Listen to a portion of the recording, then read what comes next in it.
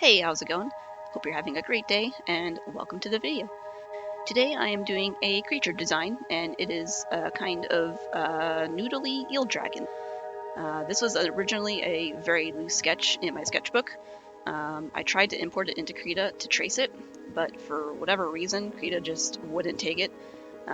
It would just sit there and think and think and think, and if it finally loaded it, it was like not fitting within the size of the canvas. I don't know what the deal was, but it was a very simple sketch, and so it was easy for me to reproduce it, and I didn't really have to trace it actually. So these, what I like to call noodle dragons, have kind of become my comfort creature to draw. I've done a number of them in the past, and I'm sure I will do many more in the future, because when I don't know what to draw, one of my go-to techniques is to just do a big squiggly line on my sketchbook page, and almost every single time I do that, they turn into one of these noodle dragon creatures. They're not always underwater. This one I'm doing is going to be like an eel. It's kind of based on like the look of an eel, loosely. I have done one in the past that was underwater. I've done ones that kind of take the form of like an Eastern dragon. I've done ones that combine like real animals into their look. And it's just become a way for me to get out of a drawing slump, because their basic form is similar, so it's like an easy entry for me if I'm just kind of like blocked on what to draw. But it's also a way to stretch my creativity, because I like to figure out how to make each one look different from ones I've done before. And yeah, like if you're an artist who struggles with art block, I highly recommend finding some kind of subject that is like your comfort subject. It could be a creature, could be an animal, could be a character that you just really love, and there's absolutely nothing wrong with drawing the same things, with going back to the same subject. You don't have to make a new thing every time you open up your sketchbook, and you can use that comfort subject to practice new things. Like if there's a character you like to draw, use that character to practice, poses and expressions and clothes. And if you're just so art blocked that you can't even draw that, or if you don't have a comfort subject, there's nothing wrong with having a page full of squiggles in your sketchbook. Just if you're just completely blocked, just do squiggles.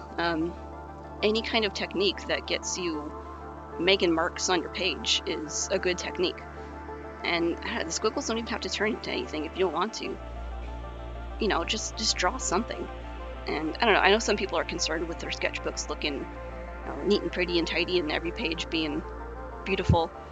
If you're one of those people, get a second sketchbook that is your trash sketchbook that you just put whatever in. You can have pages of squiggles in that one, because that's not the one that you show people.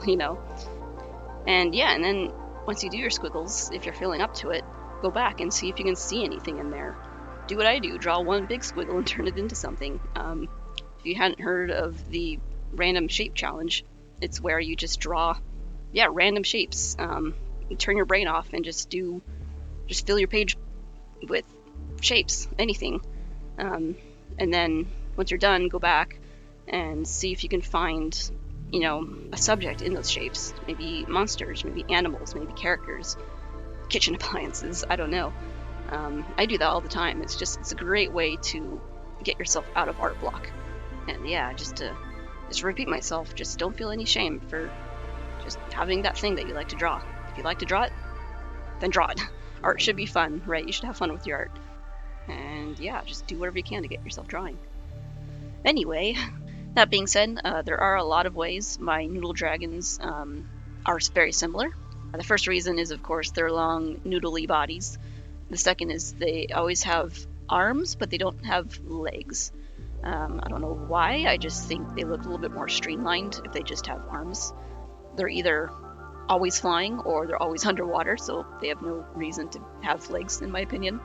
And third is that it's become kind of a tradition for me to have them holding some form of egg, or eggs, I guess, in this one case. I think this started because the very first one I drew wasn't holding anything, but he had like a little sphere in its tail, or rather the tail like was wrapped around this little sphere. And then the second one I drew had the two arms, and I wanted it to be holding something. Didn't really know what, And when I kind of thought back to the first one that I drew, I saw that little sphere in the tail, and I thought, oh, maybe this one should be holding a sphere as well. And I guess I just decided at that point that these spheres were eggs, and I've kind of taken it from there. They either have like a sphere. I've drawn some that hold like more of like an egg-shaped egg, like what we think of as eggs. And this one is also holding eggs, plural. Since I'm designing it to look kind of eel-like, I wanted the egg or the eggs to be reminiscent of fish eggs. And I could have sworn that there was some sort of fish that produced eggs that were all like bundled together, like either as a bundle or as like part of a string. Not like, I know frog eggs are all together in like a goop. That's not what I'm talking about. Like I'm thinking of eggs that are like attached together. I did some research and I couldn't really find what fish I was thinking of until I remembered octopus eggs. Octopus eggs do come in like a bundle, kind of like strings a little bit. That's not really the right term, but they're all kind of attached to like a central string, I guess is what we want to call it. So if you don't know, octopus lay their eggs in these bundles that they attach to the underside of rocks, like inside little rock caves. The mother octopus will then stay with the eggs to defend them from being eaten, but also they will like move the water around the eggs so that they can have a steady supply of oxygen, so that the water doesn't go stale around them. The result, though, is that the mother octopus basically starves to death while caring for her eggs, because if she leaves them for any amount of time, there's a risk that they'll be eaten, or that I guess she'll get eaten, won't be able to care for the eggs. So anyway, I think it was octopus eggs that I was thinking of, not any particular fish, really. So I used octopus eggs as a reference for this drawing. So even though the design of the dragon was basically kind of supposed to look like eels, like I used an eel head as a reference for this guy's head, but the eggs are based off of octopus eggs. And my idea is that this dragon creature carries its eggs around for, I guess, the same reasons that a mother octopus stays with their eggs, to protect them from predation and to keep them oxygenated. But since this eel dragon can move around, she swims around while holding her eggs, maybe that means she doesn't need to starve herself to death. She can carry them around and eat stuff at the same time. And she conveniently has multiple pairs of arms, so if she needs arms, she's got plenty. It's funny with this drawing, because I mentioned earlier that there was another noodle dragon drawing that I did that was also underwater, and I didn't realize until about halfway through this drawing that it was very similar to that other drawing that I did. Not only are they both underwater, the other one also had 3 pairs of arms, and they both have a very similar color scheme. I both used purple and teal as like the main colors, and they are both bioluminescent. And yeah, I just didn't realize that until I was picking out the colors for this drawing, and I already picked out purple and teal when I was like, wait a minute, the other drawing was also purple teal. And for a little bit I was kind of afraid that I was kind of doing the exact same drawing, but in the end they really did differ quite a bit in the head design, for sure, in like the details. Even the arms look very different. There's 3 pairs of them, but honestly I think since I drew that drawing I've gotten much better at like anatomy, I guess. I don't know if anatomy is the right word, but just knowing the form of arms, at least the form of limbs, I guess. Like if you look at that old drawing, the arms are really spindly and they just kind of look stuck onto the body, like there's no way that it looks attached to the body. And I kind of knew that at the time when I did that drawing, but I don't know, I guess I didn't really care, or I didn't really feel like figuring out how to make it look better. I really like the hands in that other drawing. I think, ironically enough, I know hands are so difficult, and it took me ages to get the hands right, both on that drawing and this drawing, but I'm pretty proud of the hands I did in that drawing, and I think they turned out pretty well in this drawing. But like I'll put up the other drawing that I did. You can just see the arms are so weird and spindly, and just not the best. Maybe in a weird way it works, but I'm much prouder of the arms that I drew in this drawing. So with this creature design, I really went to town with the details. As a result, this drawing just took quite a while for me to finish, but I really do like the end result, and doing lots of little details like this is kind of therapeutic for me. It's both tedious and therapeutic, especially the dots. I did a whole lot of, I guess, stippling in this drawing just to give it some detail, and it takes a while, but it's kind of nice to just kind of sit down and just start making dots, or just, you know, you're doing one kind of detail over and over and over again, and it's just, it does take a while, and sometimes it can be tedious, but other times it's just kind of cool to see like all the detail that you're adding. You know, adds either texture or just makes it look kind of neat, and you can kind of zoom out and see like the end result of what you're doing, and I think it makes it worth it. I will also admit that the other reason why this drawing took so much time was because I decided to finally watch Game of Thrones in the year 2023 after House of Dragon is already, or at least the first season is already out. And yeah, I know I'm one of the very few people to watch Game of Thrones.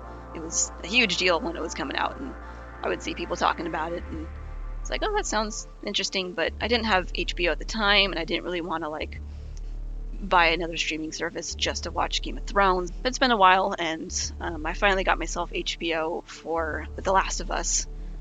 People were ranting and raving about that show, and so I decided it was time to get HBO to watch it. And I figured, well, while I'm here, might as well watch Game of Thrones. But there's so much to that. There's so much show to watch. I wanted to binge it, but it wasn't something I could just sit down and binge. I have a full-time job, and could only really watch it in the evenings.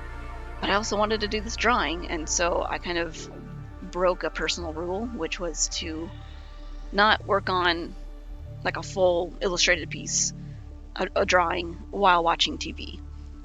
Whenever I do that, I both don't do as well on my drawing because I'm trying to watch a show, and I miss vital stuff that's happening on the show because I'm also paying attention to my drawing. It's somewhat of a new rule that I've been trying to enforce. I'm not super great at sticking to it yet.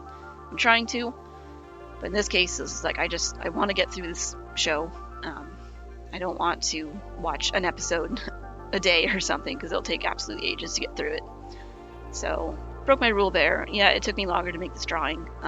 Maybe this drawing could have been a little bit stronger if I wasn't watching a show at the same time. Who knows? But that's just kind of the way it happened this time.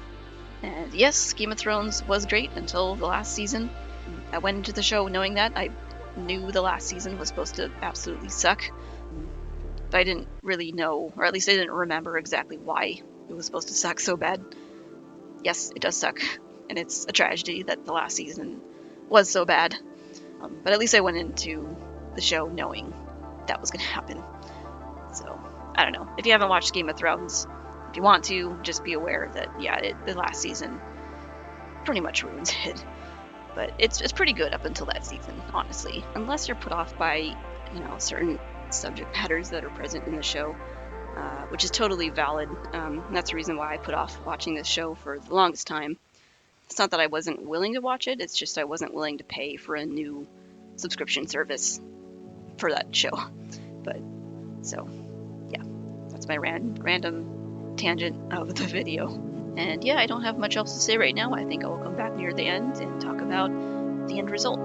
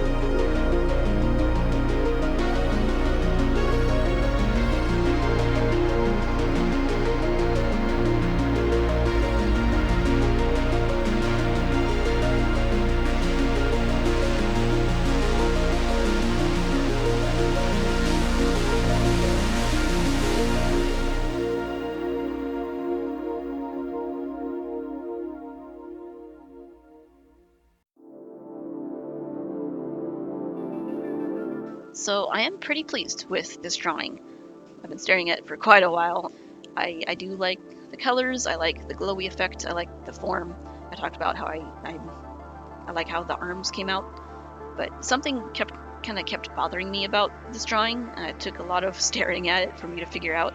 I think it's just a little bit too busy, particularly with the colors. I think the striped pattern maybe could have been a different shade of purple instead of pink.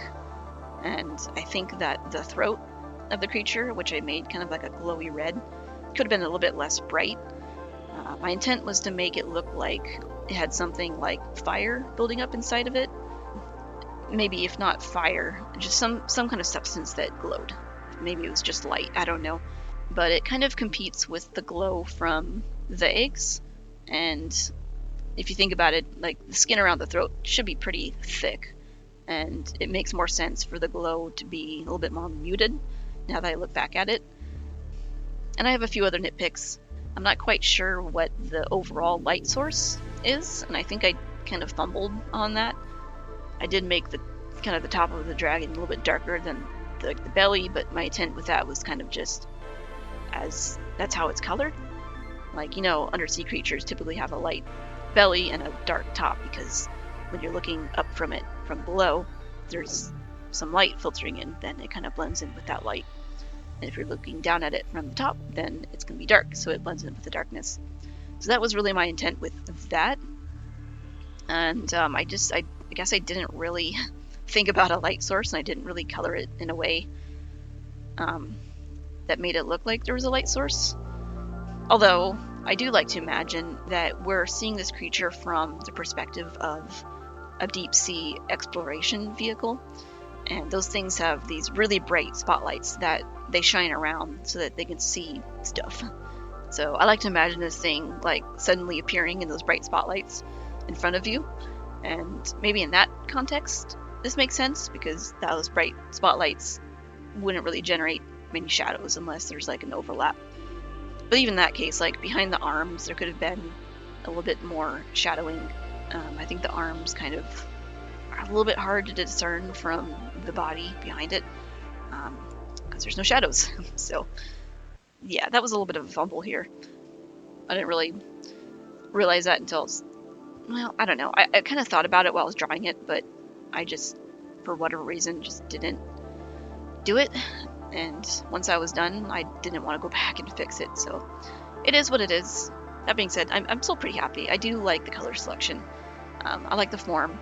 I like how the tail is like receding back into like the abyss. You can really only see like the glow of the frills kind of as it recedes back, and I think that's kind of cool. I like the shape of the head. But yeah, nope, that's it. That's all I have to say. I do think this is a good entry in my Noodle Dragon list, and I will take my lessons learned to the next drawing. Thank you so much for listening, and I hope you have a great day. Bye-bye.